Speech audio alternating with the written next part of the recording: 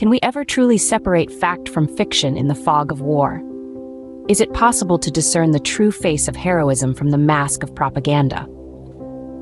These are the questions we delve into today as we explore the intertwined tales of war and propaganda. Our journey begins in the early days of conflict, where the first seeds of propaganda were sown. In the ancient times, rulers and warriors were often depicted as larger-than-life figures, their exploits exaggerated to inspire awe and fear. From the legendary feats of Alexander the Great to the monumental statues of pharaohs, these early forms of propaganda set the stage for what was to come. As we move forward to the Middle Ages, the use of propaganda becomes more sophisticated. The Crusades, for instance, were fueled by religious fervor, with tales of Christian heroism and Muslim villainy stoking the fires of war. Yet amidst the embellished tales, we find real acts of bravery and sacrifice.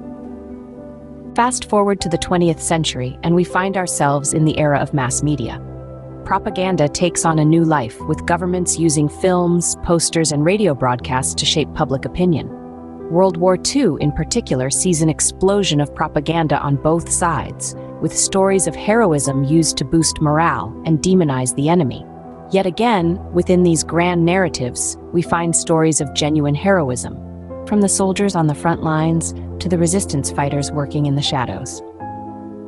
But as we delve deeper, we find that the line between fact and fiction often blurs. Stories of heroism become intertwined with propaganda, making it difficult to separate the two.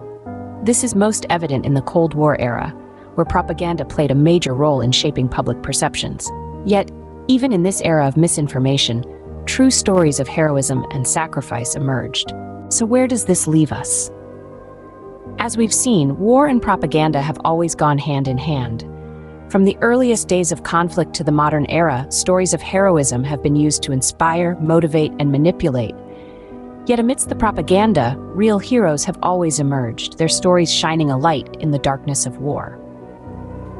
The key takeaway here is that while it's important to recognize the role of propaganda in shaping our understanding of war, it's equally crucial to not lose sight of the real heroes.